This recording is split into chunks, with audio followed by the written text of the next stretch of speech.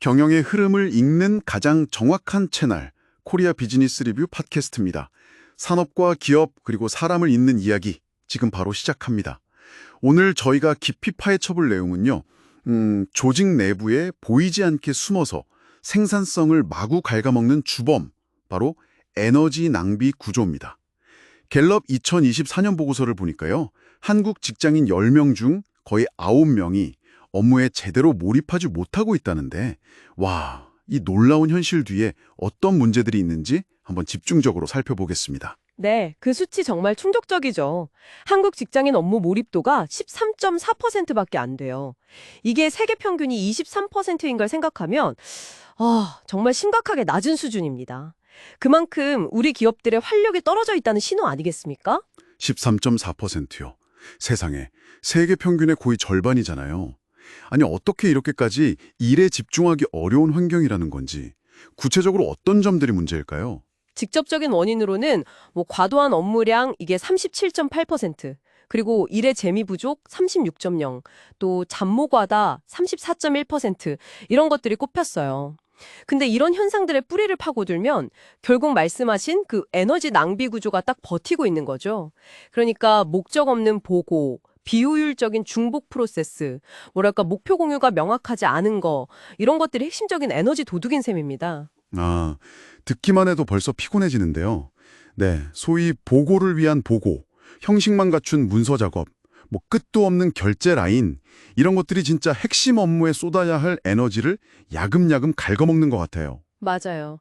예전에 1993년에 삼성생명이 업무 대청소로 업무량을 무려 30%나 줄였다는 사례가 있었잖아요.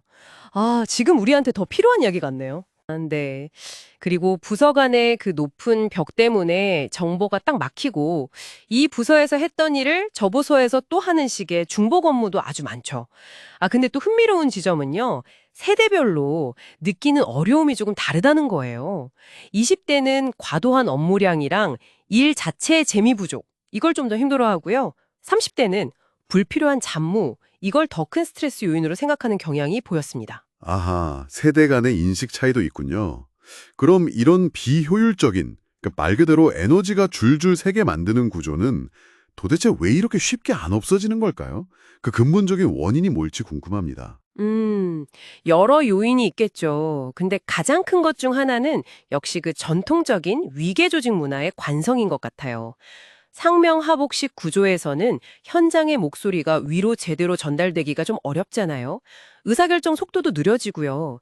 이러다 보니까 현실과 동떨어진 목표만 내려오거나 정보 자체가 좀 왜곡되는 경우도 많습니다. 네, 그리고 개인의 역할과 책임, 그 아레날 있잖아요. Roles and Responsibilities. 이게 명확하지 않은 것도 정말 큰 문제인 것 같아요. 내가 지금 하는 일이 회사의 어떤 목표에 기여하는지 알 수가 없다면 솔직히 동기부여가 잘 안 되잖아요. 내가 이걸 왜 하고 있지? 이런 생각이 들 수밖에 없고요. 바로 그 지점. 네. 그게 정서적 몰입과 딱 직결되는 부분입니다.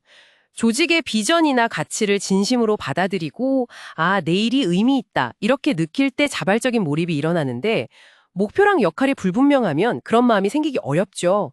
그냥 시키는 일만 하게 되는 겁니다. 이런 에너지 낭비가 계속 쌓이면 조직에는 어떤 파장을 일으키게 될까요? 단순히 생산성이 좀 떨어지는 수준의 문제는 아닐 것 같은데요? 맞습니다.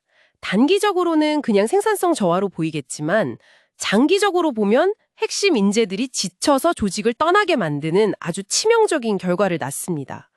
실제로 갤럽 조사에서도 업무 몰입도가 낮은 직장인일수록 외로움을 느낀다는 응답률 이게 31%였는데 몰입하는 직장인은 17%였거든요. 훨씬 높죠.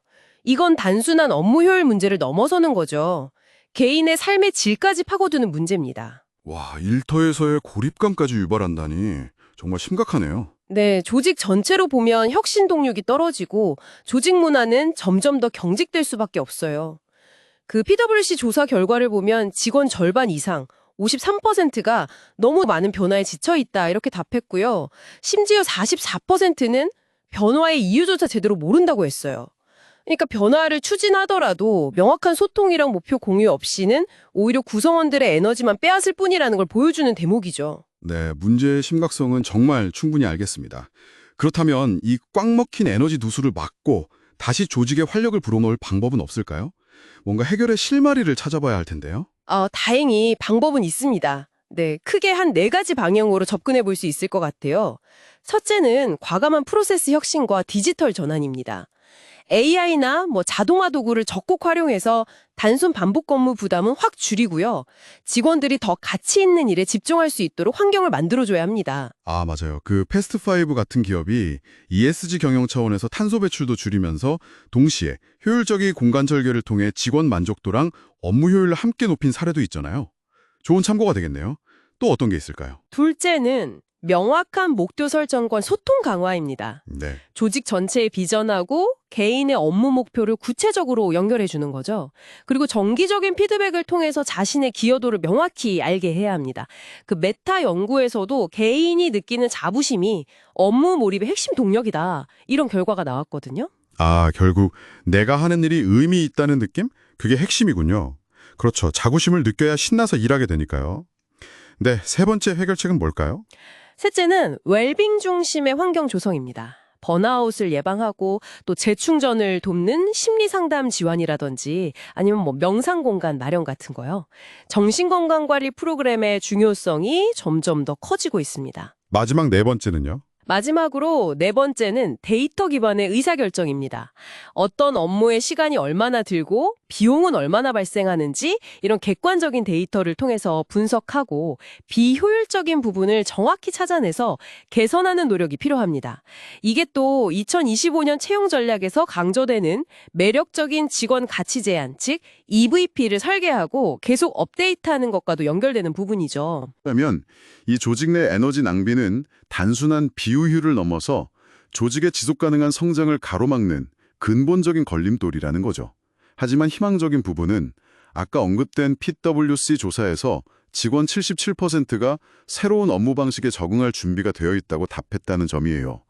변화를 위한 구성원들의 의지는 이미 충분하다는 뜻이겠죠? 자, 그렇다면 우리 조직의 에너지를 슬금슬금 빼앗아가는 에너지 도둑은 과연 무엇일지, 그리고 이 문제를 해결하기 위해 지금 당장 시도해 볼 수 있는 작은 변화는 무엇일지 각자의 자리에서 한번 고민해 보시면 어떨까요? 오늘도 함께해 주셔서 감사합니다. 경영의 본질을 탐구하는 고품격 지식 채널 코리아 비즈니스 리뷰였습니다. 구독과 알림 설정 그리고 좋아요 클릭으로 함께 더 멀리, 더 깊이 가보시죠. 아, 그리고 마지막으로 한 가지 더. 코리아 비즈니스 리뷰의 이 이야기는 곧 유료 구독으로 전환될 수도 있으니까요. 미리 구독을 꾹 눌러놓으신다면 계속 무료로 들으실 수 있겠죠? 그럼 다음 시간에도 더 깊이 있는 이야기로 찾아뵙겠습니다.